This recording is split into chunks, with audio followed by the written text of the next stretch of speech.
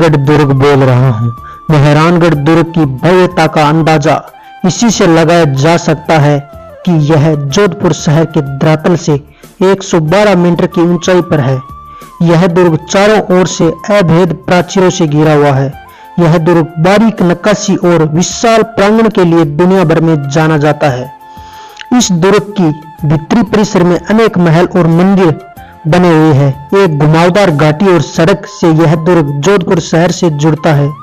दुर्ग की प्राचीरों पर अब भी जोधपुर के महाराजाओं और जयपुर की सेना के बीच हुए युद्धों के प्रतीक तोप के गोले के निशान के रूप में आज भी अंकित है। किले के बाईं ओर कीर्त सिंह सोडा की छतरी है।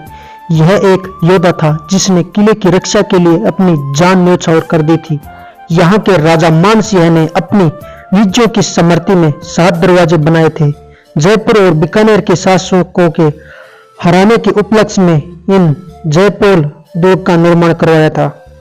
इसके अलावा फतेहपोल द्वार का निर्माण महाराजा अजीत सिंह ने मुगलों पर फतेह पाने के कारण इसका निर्माण करवाया था। इन द्वारों में आज युद्धों के निशान देखने को मिलते हैं। मेहरानगढ़ संग्रहालय भी देश के सबसे बेहतरीन संग्रहालयों में से एक है। इस संग्रहालय में अतीत की महत्वपूर्ण वस्तुओं का संग्रह किया गया है। इनमें 1730 में गुजरात के शासक से लड़ाई जीती थी विशाल पालकी आज भी इस संग्रहालय में रखी हुई है। इसके अलावा हथियार, वेशभूषा, पेंटिंग और ऐतिहासिक विरासत की लंबी श्रृंखला यहाँ संग्रहित की गई है।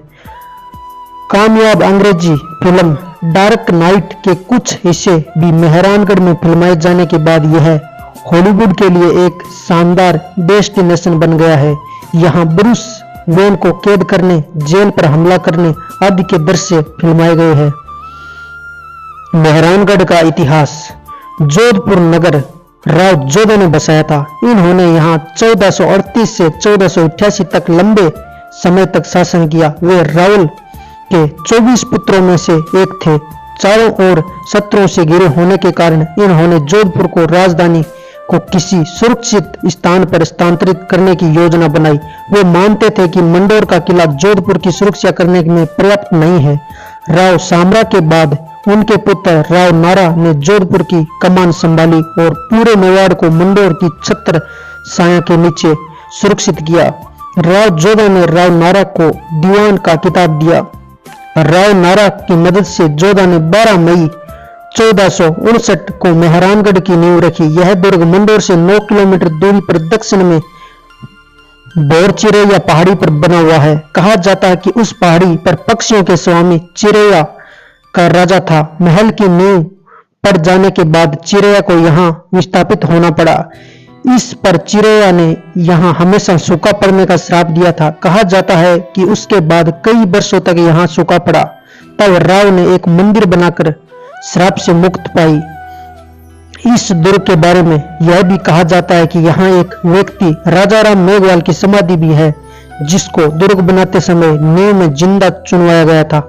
आज राजाराम मेघवाल के परिजन भी यहाँ दुर्ग में एक हिस्से में रह रहे हैं। मेहरानगढ़ संस्कृति के मिहिर से बना हुआ है, जिसका अर्थ होता है सूर्य। राव जोधा सूर्य के उपासक थे, इसलिए इन्होंने इस दुर्ग का नाम मिहिरगढ़ रखा। लेकिन राजस्थानी बोली में शहर मिहिरगढ़ से मेहरानगढ़ हो गया।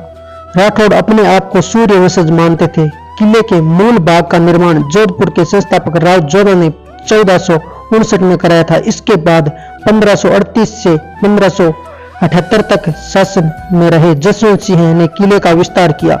किले में प्रवेश के लिए 7 विशाल द्वार इसकी शोभा बढ़ा रहे हैं। 1806 में महाराजा मान सिंह ने जयपुर और बीकानेर पर जीत के उपलक्ष्य में दुर्ग में जयपोल का निर्माण करवाया था। इससे पूर्व 1707 में मुगलों पर जीत के जश्न में फतेहपोल का निर्माण करवाया था। दुर्ग परिसर में डेढ़ कामरा पोल, लोहा पोल आदि भी दुर्ग के प्रतिष्ठा बढ़ाते हैं। दुर्ग परिसर में सती माता का मंदिर भी है। 1843 में महाराजा मान सिंह का निधन होने के बाद उनकी पत्नी चिता पर बैठकर जान दे दी थी। यह मंदिर उसी समर्थ में बनाया गया था।